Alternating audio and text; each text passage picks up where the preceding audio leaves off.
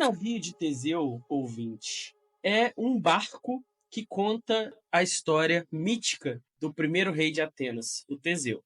Segundo essa história, as crianças atenienses eram levadas como tributo para o rei Minos, e lá elas eram jogadas no labirinto, né, para serem mortas pelo Minotauro. Essa parte da história todo mundo conhece. Aí o herói Teseu vai lá e, com a ajuda da Ariadne, consegue cruzar o labirinto, matar o Minotauro e resgatar essas crianças. Para fugir da ilha, ele pega um barco que tinha como destino Delfos. E aí, para celebrar essa história de origem, né, que esse resgate das crianças atenienses é a história do primeiro rei de Atenas, mítica, os atenienses começaram todo ano a fazer uma peregrinação. Eles pegavam esse barco, o navio de Teseu, entravam no barco e levavam oferendas para Delfos para poder lá fazer essas ofertas ao deus Apolo. E durante os anos, como você pode imaginar, o barco sofria avarias, né? Se todo ano o barco vai ser navegado, todo ano ele vai sofrer algum tipo de prejuízo na sua carcaça, na sua vela, nos remos. E aí, todo ano, os gregos faziam um pequeno reparo, certo? E aí, imagina isso através dos séculos. Ao longo de vários e vários séculos, chegou um determinado momento que nem o prego, nem uma tábua, nem um fio da vela do navio que estava fazendo a navegação também estava presente lá no dia que o Teseu cruzou os mares fugindo da ilha do rei Minos. E aí a pergunta que os filósofos gregos se faziam era: esse navio que eu estou vendo é o navio de Teseu? Que veja só, ouvinte, se toda a madeira, todo o prego foi trocado ao longo dos anos, e o Teseu já não mais está vivo, né? O Teseu é um herói mítico, mas vamos supor que existia um cara e ele já morreu e já se passaram séculos. Como é que eu sei que aquele navio ali é o navio de Teseu e não outro navio? E a coisa fica mais complexa ainda quando o Hobbes traz para a conversa a ideia de que, imagina que você pegasse as peças velhas, as peças quebradas, e fosse guardando elas. Até que determinado dia, depois de você fazer infinitos reparos ao longo de centenas de anos, você pegasse todas aquelas peças velhas e construísse um outro navio, de todas as formas, idêntico ao primeiro. Qual dos dois é o verdadeiro navio de Teseu? Então, esse desafio, lançado pelos filósofos e referendado pelo Hobbes, ele vem fazer a gente refletir sobre um critério, que é o critério que a gente viu no nosso último programa, o critério físico da identidade pessoal. E mais profundamente também faz a gente se questionar sobre a questão da identidade pessoal, que é o problema da sobrevivência. Então, quais mudanças uma determinada coisa, uma determinada pessoa pode sofrer sem que ela deixe de ser ela mesma? Então, quais mudanças o navio pode sofrer sem que ele deixe de ser o navio de Teseu? Quais mudanças eu, Pedro Cortá, posso sofrer sem que eu deixe de ser Pedro Cortá? E aí, para esclarecer um pouco a questão, a gente precisa fazer essa distinção entre identidade numérica e identidade qualitativa. Qual que é a diferença desses dois usos do termo identidade, Rodrigo? Porra, isso aí não tá no roteiro, não. Você não sabe do último episódio, não? Numérica e qualitativa. Numérica é a mesma pessoa, não é isso? Isso, exatamente. Então, peraí, eu vou fazer então. E o qualitativa o idêntico em todas as qualidades, mas não é a mesma coisa. Entendi, você pode ser numericamente igual só a si mesmo ao longo do tempo e do espaço. A estrela da tarde e a estrela da manhã, não é isso? Agora, qualitativamente, você pode ser qualitativamente idêntico a várias coisas. Então, um hambúrguer do McDonald's de Juiz de Fora é idêntico ao hambúrguer dos Estados Unidos. É a mesma linha de produção, mesmo controle de qualidade, só que não é o mesmo hambúrguer. Show de bola. Então, depois de eu fingir, né, que eu não lembrava, para o Pedro fazer essa explicação incrível aí. Quero só que vocês vejam aqui no card que vai subir aí agora, vai aparecer para vocês, o link dos 2 últimos episódios, né? Que é o primeiro, a gente discutiu o eu como corpo, né? A identidade como corpo, e a identidade como ilusão. Não existe identidade, no final das contas é uma ilusão. Exatamente. Essa sensação de que nós somos uma coisa, né? O primeiro resolve o problema da sobrevivência. Na verdade, se falou primeiro, mas ele é o segundo, né? O segundo resolve o problema da sobrevivência, dizendo que a nossa identidade reside no corpo, então a gente viu alguns argumentos a favor dele e as críticas, e o outro diz que não existe, né? Que a sobrevivência não acontece. Você é só uma ilusão que você acha que você é alguma coisa. E a gente viu as viagens que dá para derivar disso. E o ponto aqui qual é?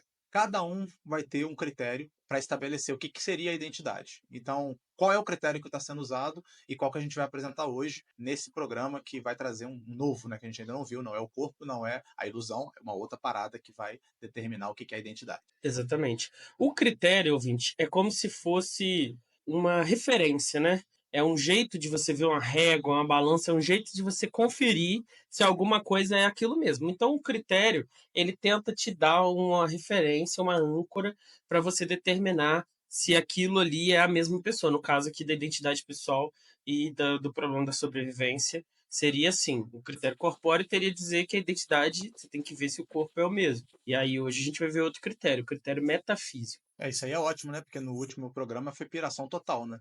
Naquela parada a gente se perdeu na ideia de que o eu não existia, e aí é só loucura total aquele programa, porque realmente E tem uma teoria que defende isso, né? Que o eu, inclusive vários filósofos, várias metafísicas ou várias críticas metafísicas, né, Pedro, trabalham com essa concepção. Eu me lembro sim, da do Hume, né? Não existe consciência, você tem um feixe de um sensações, né? feixe de O eu é um sensações. feixe de sensações, aí quer dizer, Isso. não tem um núcleo duro ali que unifica isso. Exatamente. Essa versão de hoje, gente, é o critério metafísico que define a identidade como alma. E ela segue uma estratégia bem parecida com aquela do corpo, mesmo chegando a conclusões opostas. Por que é uma estratégia parecida? Porque usa o conceito de substância. E se o corpo ele usa esse princípio de substância, uma substância corpórea, né, material, física, sensível, no conceito de alma você vai ver exatamente uma substância suprassensível, inteligível, não corpórea. Então vai ter essa diferença fundamental, apesar da estrutura ser a mesma, né? A ligação da identidade numa substância. Isso. E aí, no caso do corpo físico, a gente vai manter a identidade através dessa coisa, do corpo físico, da matéria, da substância matéria. E no caso de agora, vamos ver a possibilidade da identidade residir, na verdade, nisso que a gente chama de alma, que seria a substância não física, né? Ou espiritual, ou mental, sei lá, E depende. esse aí falando é Rodrigo R. de Carvalho, né? Apesar de estar a alma dele colada no corpo de Pedro Cortá, né, fixada. E eu sou o Pedro Cortá com o corpo de Rodrigo R. de Carvalho. E vai começar mais um Não Precisa Copiar. Pedro Henrique Cortá de Paula. Fala para o nosso ouvinte, que agora não é mais só ouvinte, agora é telespectador, Visível. quais são as possíveis formas de apoiar o Não Precisa Copiar. Mas fala uma só e deixa eu falar também, porque senão você come aí Que isso, cara? todas Você não as quer me formas, deixar fala tudo de brilhar? uma vez só. Ouvinte, se você gostou do programa até aqui, desse vídeo ou desse episódio inteiro, se você está ouvindo versão áudio, você pode apoiar o Não Precisa Copiar de várias formas. A primeira delas não envolve dinheiro, você pode se considerar um socrático e achar que a gente tem que fazer isso aqui porque o conhecimento precisa ser distribuído. Ou você pode ser um kantiano, achar que a gente tem que fazer por dever moral. E aí, pensando nisso, a gente tem o apoio socrático kantiano, que é você simplesmente seguir ou Não Precisa Copiar nas redes sociais, no YouTube, compartilhar nossos vídeos, compartilhar nossos conteúdos para ampliar o nosso alcance. Qual que é a segunda forma, Rodrigo?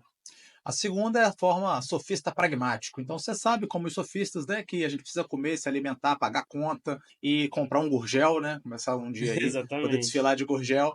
Então, isso aqui é quando eu colaborar com um pouco de dinheiro. Então, o que você vai fazer? Você vai lá no Catarse e vai procurar Não Precisa Copiar, ou melhor, está aí no link aí embaixo da nossa descrição, vocês podem dar uma olhada, e fazer o apoio sofista pragmático. R$ 5 por mês, você cadastra no cartão, não precisa nem se preocupar com isso, todo mês vai debitar R$ 5 da sua conta, e a gente vai ficar feliz porque vai poder continuar fazendo esse trabalho aqui de maneira financiada. Mas, se você é um burguês safado e tem muito dinheiro, o que você faz, Pedro Cortar? Se você quer ser um mecenas desses pobres produtores de conteúdo, você pode ir lá no apoio idealista romântico e mostrar todo o seu fascínio e comprometimento com Não Precisa Copiar, apoiando com um vintão.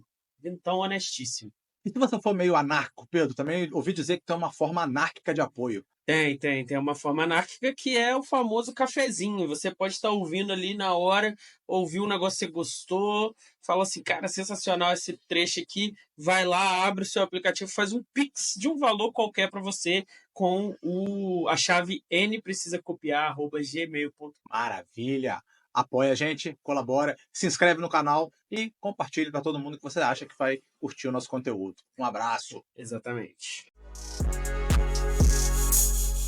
A ideia de que a gente é uma alma, ou como a gente chamou na introdução de critério metafísico, é uma das teorias da identidade pessoal mais antigas que existem. Não só antiga, né, eu diria até que ela é a mais popular, porque, quase que todo mundo, quase que todas as religiões têm um pouco essa concepção de que a identidade ela reside, né, numa força, numa coisa não palpável que seria essa alma, né. Alguns podem até chamar de outra coisa, mas a consciência, mas enfim, é essa coisa não física, essa substância não física que guarda a identidade. E aí, o que a gente quer dizer quando a gente fala imaterial? Quer dizer que ela não é feita de substância material, ou seja, ela não pode ser percebida diretamente pelos nossos sentidos, que percebem apenas, sendo eles ferramentas materiais, eles percebem apenas coisas materiais também. Então, ela não pode ser detectada por esses sentidos. Então, eu não posso, por exemplo, igual eu li uma vez num livro do Dan Brown, Rodrigo, eu tava lendo um livro do Dan Brown, eu achei que era sério isso, um negócio de ciência noética, eu fiquei, que barato, cientistas são muito loucos. Mas você não pode pegar uma pessoa, por exemplo, posso pegar o Rodrigo, botar ele numa sala hermeticamente fechada em cima de uma balança, e aí espera ele morrer, né, sem ar, porque a sala é hermeticamente fechada, eventualmente ele vai ficar sem ar. E aí eu não vou ver a alma dele diminuir 5 gramas do peso dele quando a alma sair do... Porque se a alma é imaterial, não pode ter nenhuma alteração material na constituição do corpo do Rodrigo quando ele perde o contato com essa alma, ou o corpo se deteriora, ou qualquer coisa assim. Isso não quer dizer também que a gente está dizendo que só porque não é material não pode ser estudado, não pode ser de alguma maneira trabalhado como um conceito válido. Só que a metodologia e a forma como vai ser trabalhado vai ser outra, não vai ser das ciências naturais, né? Das ciências duras, assim chamadas duras. Não vai ser por enquanto, né? Porque a gente tem o nosso querido professor Humberto e o pessoal do NUPS, que tem agora o livro, né, Ciência da Vida Após a Morte, que a gente está querendo trazer para vocês conhecerem também, que discute justamente essa possibilidade de estudar esses conceitos, como, por exemplo, a sobrevivência da pessoa depois da morte, usando essa metodologia. Só que a gente não está nem falando dessa questão de ciência, não. Independente do que a ciência aprova como método, bom uso do método ou não, a gente pode continuar estudando isso da parte de outro ponto de vista. Mas hoje a gente não vai falar do ponto de vista da ciência. A gente vai falar sobre conceitos. Então, o conceito de Deus, o conceito de justiça, eles podem ser pensados do ponto de vista da lógica, da dedução, segundo o princípio da coerência e não o princípio da correspondência, que é o princípio das ciências duras, né? Exato. E a alma, enquanto conceito, além de ser feito de substância imaterial, ela também seria a sede da nossa consciência e do nosso pensamento. Então, tudo que você está tendo aí de pensamentos, está tudo vindo da sua alma, através do seu corpo se manifestando aqui agora. Isso quer dizer, então, que é nela que acontecem as experiências conscientes, né? Então, tudo que você experimenta enquanto experiência consciente, você experimentaria na alma. Exato. E justamente por ela ser o assento da consciência, você não pode tomar consciência da alma, tão diferente do seu corpo. Você pode tomar consciência do seu corpo. Você pode, por exemplo, parar para pensar agora na meia que você está calçando. E aí você vai sentir o tecido da meia ali que você não estava consciente daquilo, agora você está. A alma, por ser o assento da consciência, não poderia fazer essa experiência consciente da própria alma. Ela é a consciência. É muito parecido, querido ouvinte, com aquela vibe, não sei se você ouviu o nosso episódio de Descartes, mas aquela vibe do Descartes do res cogitans, né?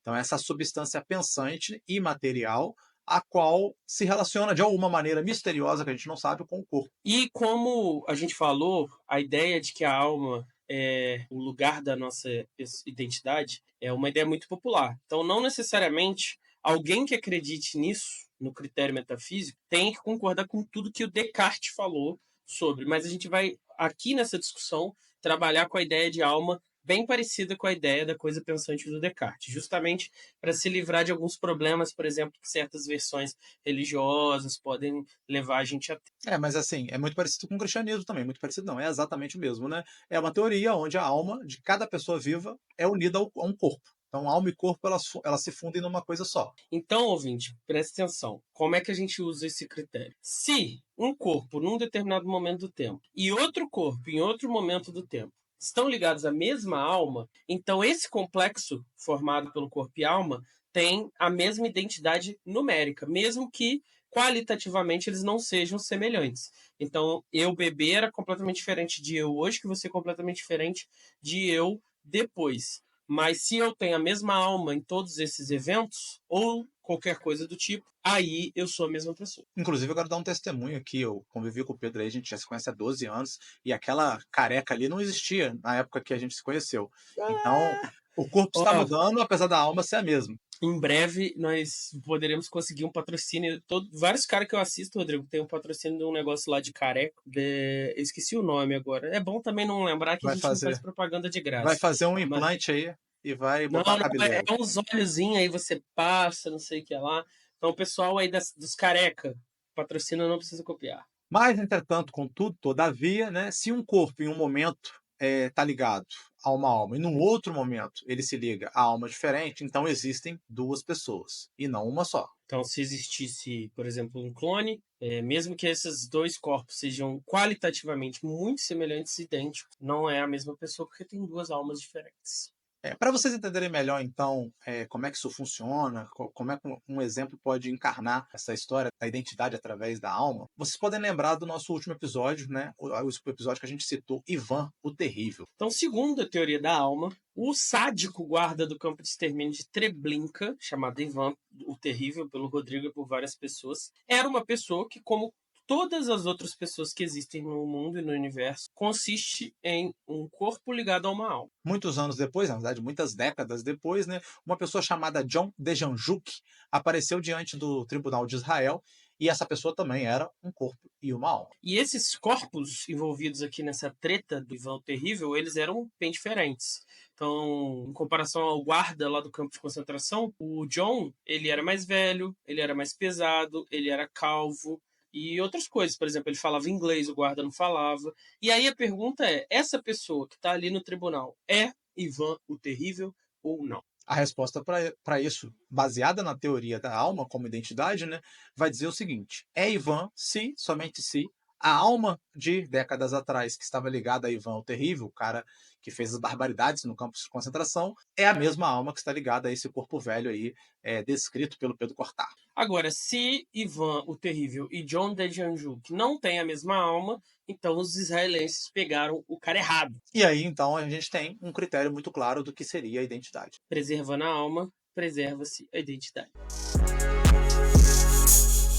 Pedro Cortar, se o ouvinte tem uma ideia boa que ele quer colocar em prática, um novo empreendimento, ou se ele já tem um empreendimento, mas ainda não o protegeu dos possíveis perigos do mundo corporativo, o que ele pode fazer para se proteger? Ouvinte, marca não tem alma, então você não pode contar com um critério metafísico para se proteger, você tem que pedir ajuda da Sabiá Registro de Marcas, que apoia, não precisa copiar, e através do nosso link você ganha 10% de desconto entrando em contato com eles para registrar, e você não vai ter que fazer nada. Você entra em contato, passa os seus dados, paga lá seu boleto, e aí dali em diante eles fazem, e você só curte, só aproveita, e só explora sua marca completamente protegida. Então, proteja sua marca. Entre em contato com eles, está aí na nossa descrição o link para vocês poderem fazer essa proteção máxima da sua marca.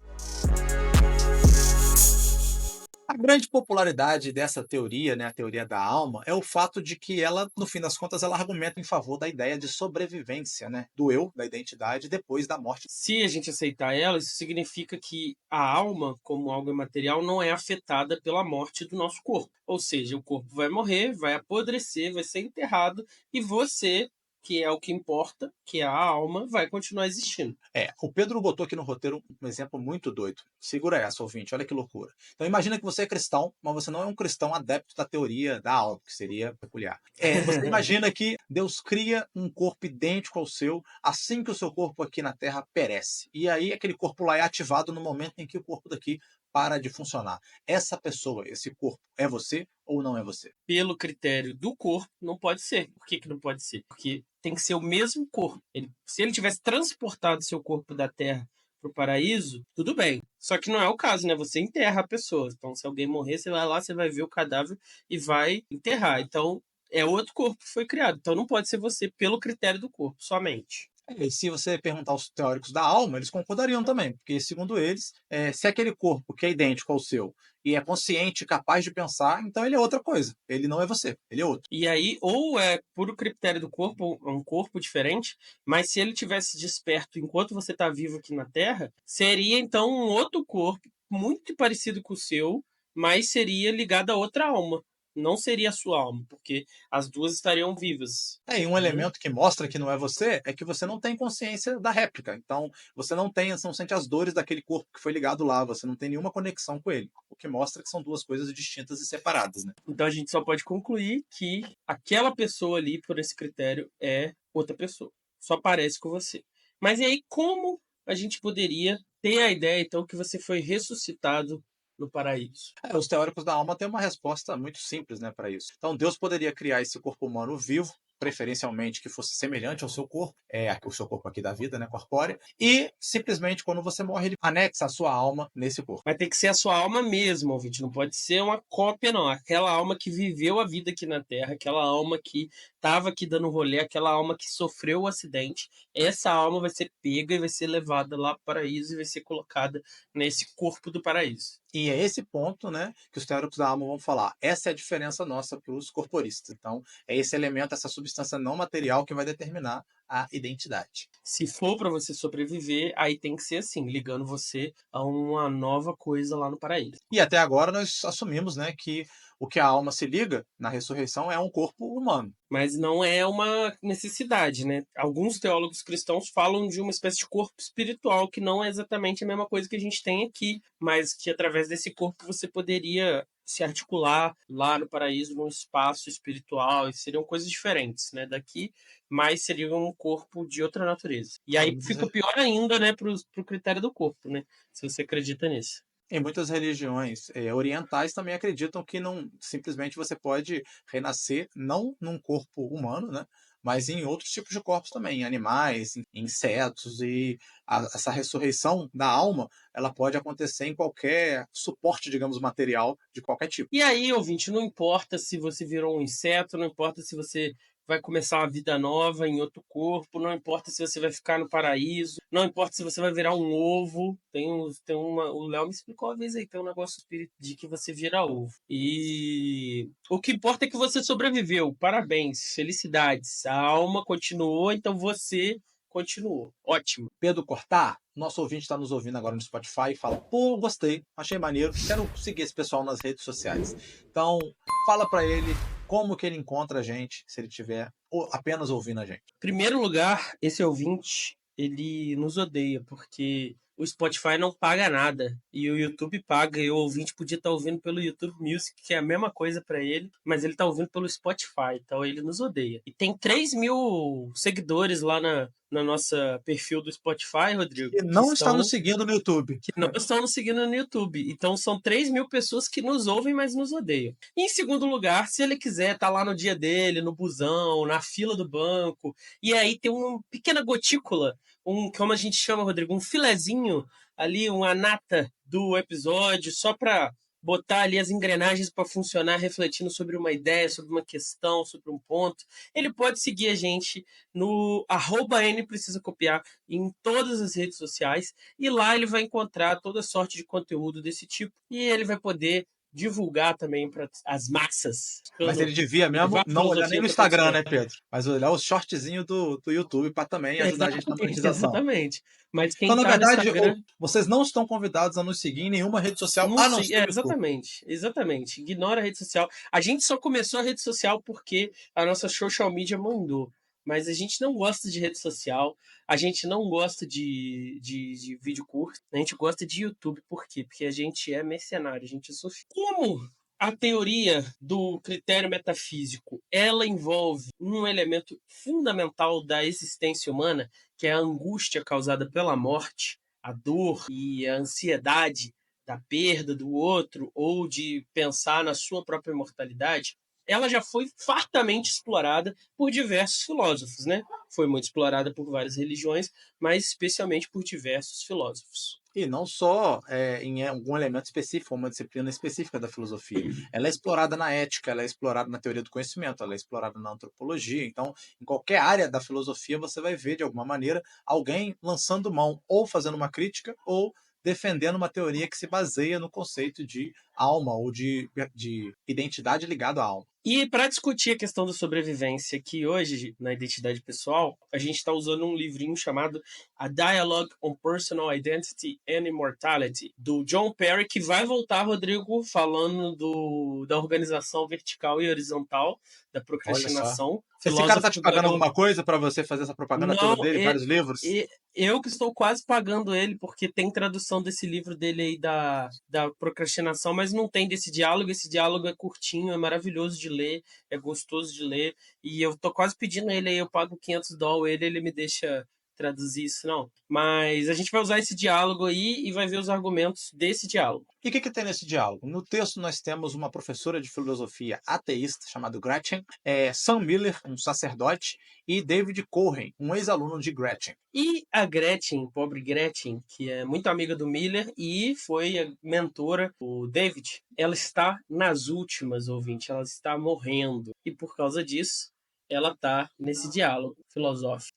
E aí é por isso que vai vir essa discussão, né?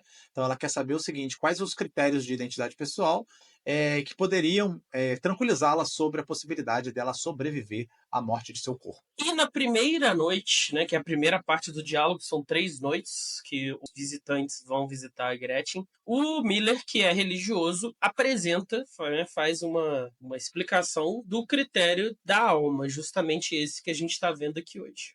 E se o corpo da Gretchen está lá desfalecendo e ela não é o corpo, ela é a sua alma, então tá tranquilo, né? A gente pode ficar de boa que ela vai sobreviver, mesmo que o corpo padeça. Mesmo com o Sam Miller falando isso, a Gretchen é filósofa, então ela não aceita, começa a fazer várias questões e levantar objeções a essa ideia.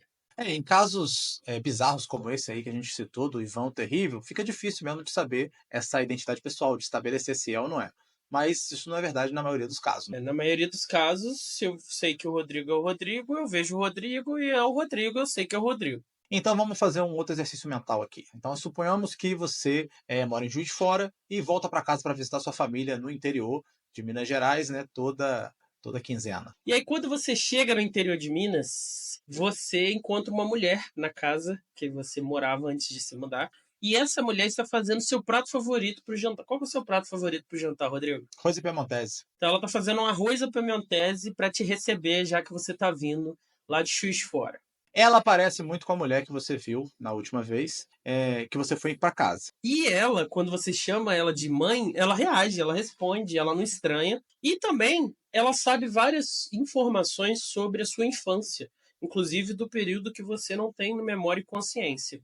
Ela se lembra, então, até daquelas coisas vergonhosas que você não conta para ninguém e espera que ela também não conte quando você leva seus affairs, seus amigos, para casa almoçar. Affairs. E apesar do humor dela, né, da disposição dela variar ao longo das visitas, ela quase sempre se comporta da mesma forma, reage a você da mesma forma, reage às suas coisas da mesma forma que nas visitas anteriores. Então, depois de algum tempo, né, sobre essas circunstâncias, você diria, bom, essa mulher é minha mãe. Tenho certeza absoluta que ela é minha mãe. Ela é sua mãe e ela é a pessoa que preparou o jantar favorito seu das últimas vezes que você veio visitar. Ela é a pessoa que cuidou de você quando você era pequenininho. Isso aí é simples de resolver, certo? Então, se você está questionando, né, as possibilidades dela ser sua mãe, a gente até iria duvidar da sua sanidade mental. Ou você tá numa reflexão filosófica, um dos dois. Mas, ouvinte, qual que é o problema? Se o critério da alma estiver correto, A e B é a mesma pessoa, se eles tiverem a mesma alma, você poderia sim duvidar se essa mulher é sua mãe ou não. Porque de acordo com a teoria da alma, você teria que verificar se a alma é a mesma. E, baseado no que você observou, você não tem como saber se a alma é a mesma. Uma alma imaterial, ouvinte, você não pode tocar, ver, lamber ou detectar de qualquer jeito a alma. Então, a verdade é que você não tem nenhuma evidência que essa mulher gentil que fez o maravilhoso arroz e piemontese para você é a mesma pessoa que te criou. É o mesmo corpo, isso você consegue ver. Pode ter umas rugas, pode estar com o cabelo com a cor diferente, porque ela pintou o cabelo, mas você consegue ter certeza que é o mesmo corpo. Agora, se a alma que está ali é a alma da sua mãe ou é outra alma, você não consegue saber. Só que o padre Miller, ele tá tentando, ele também, né? Padres, eu não sei nem se ele é padre católico, Rodrigo, mas os padres estudam filosofia, então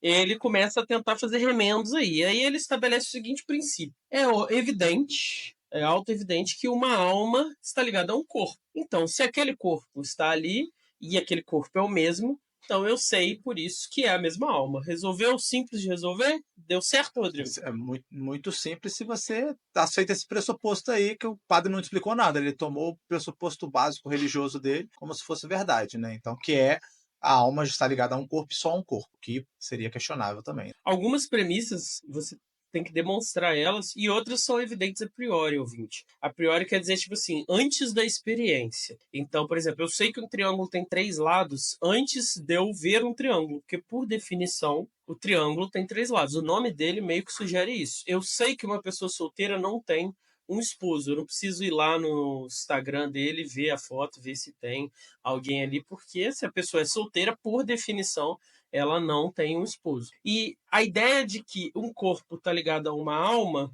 não é uma ideia a priori, né? Não há essa relação. E quando o Pedro fala antes, não é cronologicamente antes, é independente, né? É uma informação que eu Isso. sei independente da experiência. E o que é o contrário disso? O contrário disso são as ciências empíricas. Então é uma informação que eu preciso ir lá e verificar. Essa camisa minha aqui é amarela. Você tem que verificar, você tem que ter a experiência da camisa para saber a cor da camisa.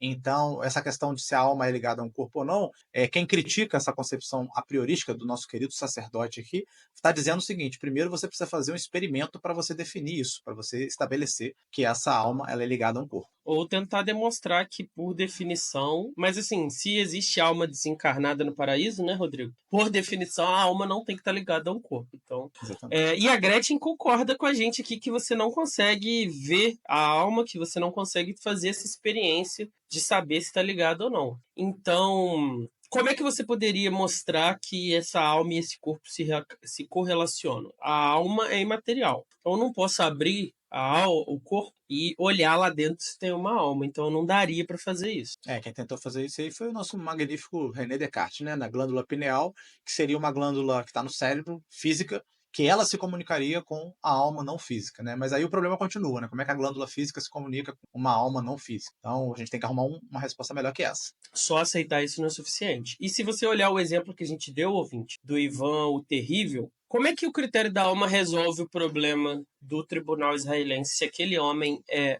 apenas John Dejanju ou se ele é também Ivan o Terrível? Você consegue olhar para aquele cara e saber qual é a alma, se é a alma do Ivan o Terrível ou não? Então, o nosso companheiro Miller aí também tentou se resguardar dessa crítica, né? E aí, o que ele falou? A alma, ela é o local do pensamento e da consciência, mas ela também é o local da memória e da personalidade. E é daí que a E a gente gente vai tirar a resposta para isso. A gente falou do livro do Humberto, né, Rodrigo? Uma das versões que eles exploram, o Almeder falava, era isso. Se eu estou vendo em condições que fisicamente não é explicável uma memória, uma informação que só aquela mente saberia, eu posso ter aí uma evidência disso. Então, a saída do Miller é uma saída interessante. Ou seja, então a evidência psicológica e comportamental de uma pessoa aponta para uma posse de uma alma específica, de uma identidade específica. É o que a gente viu lá no exemplo do estado vegetativo, né? Que a gente não achou que o corpo inerte era a pessoa, mas é justamente essa parte das memórias do que a pessoa sabe, dos afetos da pessoa. E se aquela mulher que prepara o jantar, ela se lembra de mim, ela se lembra das coisas que eu fiz criança, ela se lembra qual que é o meu prato favorito, e ela faz esse prato favorito. Então eu tô vendo ali uma continuidade da personalidade dela, eu tô vendo ali uma continuidade psicológica. Então eu poderia dizer que há a mesma alma ali. Então, sintetizando, enquanto o corpo exibir essa personalidade que a gente espera, a gente atribui a esse corpo a existência de uma identidade, daquela identidade que a gente espera. Nesse caso aqui, né, a identidade seria a alma. Numa outra situação, imagina que você voltou para casa e você começa a notar um comportamento muito esquisito da sua mãe. Ela não lembra de coisas que você remenciona do passado, ela não faz o arroz piemontese para você, ela faz bife de fígado, que é um negócio que eu odeio, e fala que é o seu prato preferido. Então, ela começa a se comportar de uma maneira muito esquisita comparativamente com a sua mãe, né, verídica, autêntica. Então, isso pode sugerir que ela está ligada, aquele corpo que parece a sua mãe está ligado a uma outra alma. Então, se fosse diferente, seria evidência de que não é a mesma alma. Mas se for igual, se a personalidade se mantiver a mesma, a gente não tem uma boa razão para achar que é a mesma pessoa e que elas compartilham a mesma alma. Isso que é mais importante. Que é a mesma pessoa, você poderia até achar se o critério fosse outro. Agora, que é a mesma alma, eu não tenho uma boa razão para achar isso. Ou seja, ouvinte, pode ser uma alma que é qualitativamente parecida, se manifesta de uma forma parecida com a alma da minha mãe, mas é numericamente diferente, porque é uma alma, a gente não teria como saber. E olha que doideira, se esse corpo estivesse se comportando de uma maneira consistente, né, igual, parecida ou muito próxima, ele poderia até ter várias almas ligando a ele no decorrer do tempo que a gente não ia perceber, porque a única coisa que a gente pode perceber é esse comportamento. Talvez o mundo físico seja um MMORPG, né, Rodrigo? Um Warcraft. E toda noite uma alma diferente faz download no seu corpo. E a graça para essas almas é fingir que ela é você, que ela é a mesma pessoa. Essa é a diversão deles. Você Ela teria não ser como saber? descoberta, né? Você teria como saber se for só a alma o critério? Possível. E aí, ô Rodrigo, pior, imagina que você tá possuído. E aí, eu tô aqui, eu sou fiel a Padre Camilo, e mesmo ele já não sendo mais o padre da paróquia do Fagner, se eu ficar sabendo que alguém tá possuído, eu vou chamar o Padre Camilo e ele muito rapidamente vai expulsar o demônio do corpo dessa pessoa. Agora, imagina que esse demônio com medo, esse demônio que tá possuindo o Rodrigo, com medo de ser expulso, exorcizado, o que que ele faz? Ele começa a imitar o Rodrigo. Ele começa a fazer as gracinhas que o Rodrigo faz, ele começa a fazer as edições que o Rodrigo faz, ele começa a dar amor e carinho pro Quixote e pra Pampam igual o Rodrigo faz. Por quê? Porque eu, olhando de fora, não vou ter como saber que esse que está controlando o corpo do Rodrigo não é o Rodrigo, mas um demônio, o capiroto. E aí, o que, que eu vou fazer? Eu vou ter como chamar o Padre Camilo, Rodrigo? Não vou. Porque a gente não vai ter como saber, né, qual é a identidade da alma que vai assumir aquele corpo, uma vez que a psicologia e o comportamento está igual. Tentando se safar de mais essa berlinda que a Gretchen coloca ele, o Miller propõe o seguinte: essa correlação entre alma e uma psicologia específica, eu estabeleço em relação a mim primeiro, e aí eu estendo ela aos demais seres humanos por semelhança. Então, eu todos os dias eu acordo e eu sei que eu sou a pessoa que estava aqui ontem. Então, ontem eu fui dormir, hoje eu acordei, então essa continuidade psicológica persistiu. Então, se isso vale para mim e eu tenho uma alma, então vale o mesmo para todo mundo. Então, se o Rodrigo se comporta da mesma forma, é o Rodrigo, não é o capiroto. Só seria o capiroto se ele se comportasse de maneira diferente, se ele começasse a falar línguas e girar a cabeça dele e vomitar. Louco. Esse argumento a gente chama, ouvinte, de argumento apodítico, né? É auto-evidente. Então, assim, é muito difícil e muito ilógico você falar que você não tem essa certeza de que você é o mesmo você de ontem. Então, como é uma auto-evidência para você, você estende isso para os outros. A Gretchen, fazendo a filósofa, ela fala: não, beleza, Miller, você tá certo. Se eu aceitar que, por definição, eu tenho uma alma. Porque a única coisa que o Miller provou é que eu tenho uma continuidade psicológica. Eu não sei se essa continuidade psicológica, no meu caso, implica numa continuidade de uma alma, que implica, por semelhança, na continuidade da alma de todo mundo. Eu não sei isso. Isso ele assumiu. E tendo assumido, a gente voltou para o início. Eu não posso mostrar isso. É indemonstrável e a gente pode ter essa troca de almas que você já citou aí, que seria impossível de perceber através do comportamento. Isso é diferente de você ter uma religião que te diz que tem uma alma, né, Rodrigo? Porque o conhecimento de natureza religiosa, ele tem uma base revelada. Então você acredita que uma certa escritura, um certo profeta, ele trouxe uma verdade de fé revelada através dessa manifestação religiosa específica. E isso é diferente de você argumentar logicamente a existência ou não dessa alma. Confere, Rodrigo? Pior ainda, né? Porque a alma, como ela não tem uma extensão material, essa ideia de que a alma respeite os limites físicos do corpo, ela também não faz sentido, se você parar para analisar, né? É totalmente possível a gente imaginar que a alma está aí flanando ao redor, controlando o corpo, mas que misturada com outras almas, dando rolê aí pelo mundo espiritual. Exatamente, a gente pode estar numa grande suruba de almas aqui agora, tá tudo misturado, a minha alma tá atravessando o seu torso e a sua alma tá atravessando o teto, uma loucura do cacete. Mas esse problema que a Gretchen colocou não tá restrito só às crenças sobre a morte dela e sobre eu e você e lembrar da sua mãe, não, é pior. Porque você vai colocar em discussão a sua continuidade. Então, imagina o seguinte: aquela prova super difícil que a gente fez do André Gaio, Indivíduo, Cultura e Sociedade. Tu lembra disso aí? Que a gente foi mal pra caramba. Então, assim, qual é a Lembro. garantia que eu tenho que fui eu que fiz aquela prova? Então, aquele desastre da minha nota tem que se remeter a mim ou não tem? Se você não tiver essa continuidade, essa certeza da pessoa, da identidade ser fixa, fica muito difícil, inclusive, de você se responsabilizar pelas coisas. Porque eu não sei se foi outra alma que fez a prova. Eu posso até dizer assim, não, eu fui, estava lá, eu lembro de ter feito a prova. Mas qual evidência eu tenho de que era a alma que está aqui agora que fez a prova? Porque todo mundo concorda que responsabilidade e punição só faz sentido eu dar à mesma pessoa. Então, se o Rodrigo roubou, o Rodrigo é punido. Se o Rodrigo tirou 10, o Rodrigo merece passar de ano. Então, como é que eu sei que aquela alma que fez a prova é a alma que está aqui agora para colher os frutos? Eu não tenho evidências disso. Então, se for assim, a teoria da alma ela tiver essas consequências, você não deve receber crédito pela nota ruim nem pela nota boa, e fica muito difícil você estabelecer essa correlação entre identidade e as suas ações e seu comportamento psicológico. Porque tudo que as pessoas poderiam apontar para te mostrar que você estava lá, que você fez a prova, Rodrigo, é você fisicamente. Então eu poderia falar, Rodrigo, mas eu te vi lá, você estava com aquele tupetinho, você estava com a Aí você camisa vai de falar, time, você viu meu corpo, você não viu minha a alma. minha alma, não sei. Então, se você achou esse papo tudo uma loucura total, você está negando a possibilidade de você trabalhar a identidade como a alma. Então, você está precisando de uma nova teoria da identidade pessoal, que é o que pode vir por aí já já. E aqui termina a primeira noite, Rodrigo. A Gretchen não está convencida de que ela vai continuar existindo.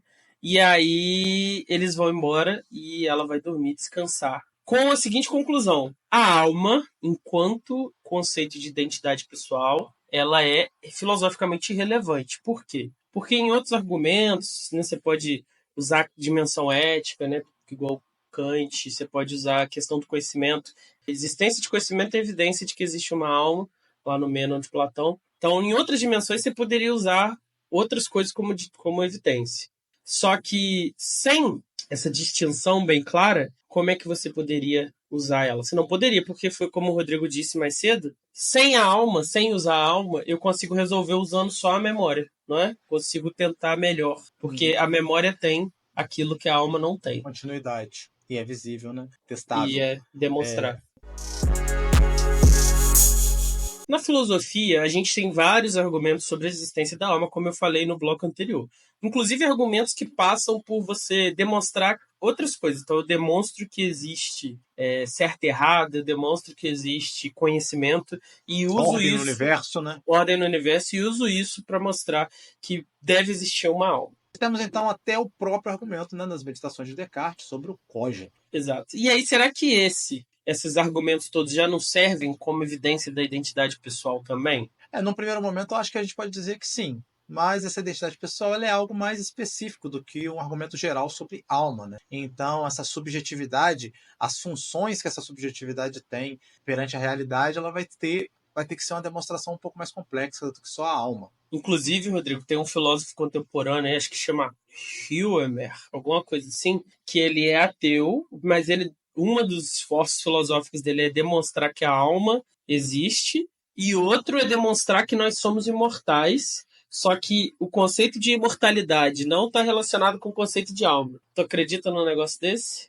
Não mesmo. Ele vai provar, então, se tudo der certo, ele vai provar que nós temos alma, que nós somos imortais, mas que alma as duas coisas não têm a ver uma com a outra. E ele também não é religioso. Fantástico. Não, ele é completamente ateu.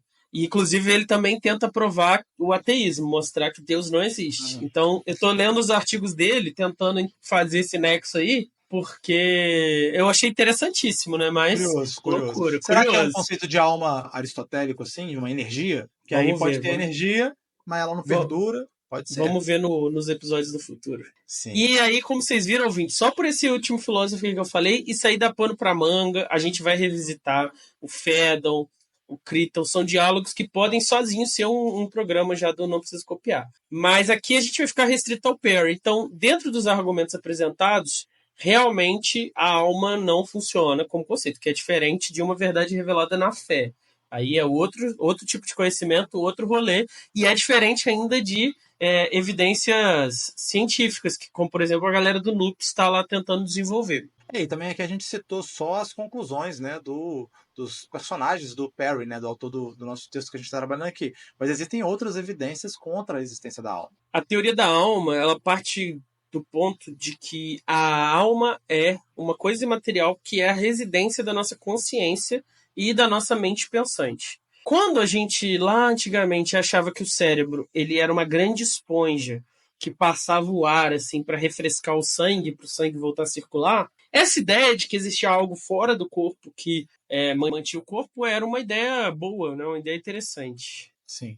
Mas hoje, né, as teses sobre o cérebro evoluíram e o nosso conhecimento sobre o cérebro evoluiu a ponto de nós termos muitos neurocientistas, né, que vão defender que a gente não precisa mais do conceito de alma, né, ele é um conceito, é uma abstração da época que a gente não tinha ciência suficiente e que o cérebro sozinho ele consegue explicar tudo que acontece na nossa consciência. Ele é essa identidade pessoal que a gente está buscando e que se buscou no corpo, depois se buscou na alma e que agora a gente encontrou que seria no cérebro. E se esses neurocientistas estiverem certos, a ideia de alma, então, não pode ser a residência da consciência, que ela já está no corpo. E muito pelo contrário, né? Na verdade, esse 1,5 kg aí de cérebro que a gente tem, de circuitos neurais complexos, compostos de mais de 100 bilhões de neurônios, é ali que está a chave para a gente entender o que é a identidade pessoal. Só que aí, se a gente colocou de volta a consciência no cérebro, a gente voltou para o episódio anterior. A gente perdeu o critério metafísico, voltou para o critério corpóreo, e aí vamos voltar para o começo desse episódio, navio de Teseu. Se o corpo é como o navio, está sempre renovando a sua matéria, a solução que a gente tinha para o paradoxo da mudança do navio de Teseu era a alma, porque aí a alma encarna no corpo, é o piloto controlando o navio, e aí onde está a alma eu sei que é o navio de Teseu. Sem a alma, eu volto para o mesmo problema, não consegui resolver o problema. Então, nem a teoria do corpo funciona, nem a teoria da alma funciona. E esse cérebro, ele é uma, digamos assim, uma máquina, né? Então, o meu cérebro do Pedro tem qualidades numericamente diferentes, qualidades idênticas, né? E aí, a partir do cérebro também, como é que você reconhece uma pessoa? Você vai precisar de um suporte de outra coisa para estabelecer essa conexão. E aí, essa ideia de continuidade psicológica, que a gente pode chamar de narrativa do eu, memória, vão ser as explorações mais recentes aí nesse debate da identidade mais recentes, né, Rodrigo? Do Locke para cá. De 1600. E é isso que a gente vai explorar nos próximos episódios. Fantástico! Se você gostou do nosso episódio de hoje, você clica aí, se inscreve, envia para o pessoal, curte o nosso material e vai lá dar um confere nos 2 episódios que a gente já lançou sobre isso. O episódio de hoje foi isso e a gente vai agora para as indicações.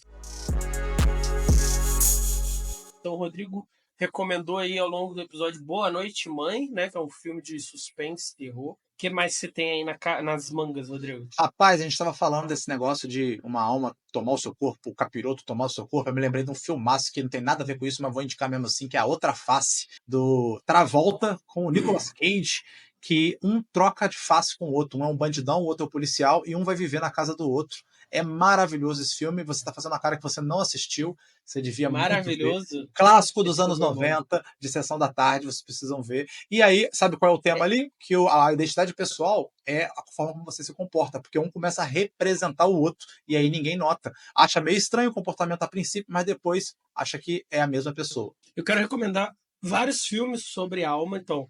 Primeiro, clássico espírita nacional Nosso Lar, que fala aí sobre a passagem, a reencarnação, a ressurreição. Segundo, O Exorcismo de Emily Rose, um filme que parece um filme de terror, mas na verdade é um filme policial, e discute justamente isso. Se a menina está se comportando como uma possuída, será que tem outra alma atuando ali? Ou será que é simplesmente uma pessoa que tem um problema e o padre foi negligente? E aí, 2 filmes recentes que eu vi. Um é A Medium e o outro é o Fala Comigo. Na Medium, você vê também um caso de possessão, só que é um filme feito no Oriente, então é uma dinâmica completamente diferente dos exorcismos que a gente está acostumado aqui, Igreja Católica, Cristianismo. E esse Fala Comigo tem um negócio legal que os espíritos, como eles se manifestam numa pessoa, num corpo que está segurando uma mão, eles fingem para poder ganhar a atenção das pessoas, eu me passo por outra pessoa. Então, o Rodrigo, alguém morreu da família dele, o Rodrigo quer falar com essa pessoa. Aí o espírito entra ali e se finge de ser aquela pessoa, porque ele se alimenta ali da energia do Rodrigo. Então, esse negócio da alma se manifestar e ser ou não parecida. É bem interessante. 4 filmes excelentes. Eu tenho um outro também que em PTBR é O Universo no Olhar, mas é Eye Origins em inglês, que é um filme que tenta fazer uma síntese, né, entre a tese da alma e a tese do corpo, porque ele acredita em reencarnação, então ele defende a tese que a alma reencarna, mas os olhos, eles guardam uma certa digital, uma certa identidade. Então, se você pesquisar pelos olhos, você consegue reencontrar quem é o Einstein, quem foi o Hitler, quem foi pessoas do passado, porque a configuração dos olhos vai ser a mesma configuração daquela vida passada dele. Então é um filme interessante também sobre isso, que discute essa questão. É isso, Rodrigo. Tem mais alguma coisa? Não, é isso. Fica aí. Então é Um abraço para os nossos ouvintes. Tchau, um abraço, tchau. Adeus. Tchau. Sabe o que me lembrou esse diálogo aí? Aquele diálogo, qual é o do Sócrates, que ele tá preso? O cara vai lá e fala, vambora, pô, já subornei geral, vamos partir. Ele fala, não, você precisa me convencer que é moral ir embora daqui. Qual? É o... Sim. Esqueci o nome desse. É o Fedon. Não é. Não, o Fedon é que ele já morreu, né? O Crátilo, então... Fala. Crátilo? Acho que não, hein? Pô, tô com o Google aqui, cara, peraí. Que aí, em vez da Gretchen tá vivendo a porra da vida dela que tá acabando, ela tá batendo papo aí com esses brother e enchendo o saco. Igual o Sócrates lá, que devia rapar fora. Criton. Isso é fantástico. É o diálogo Criton.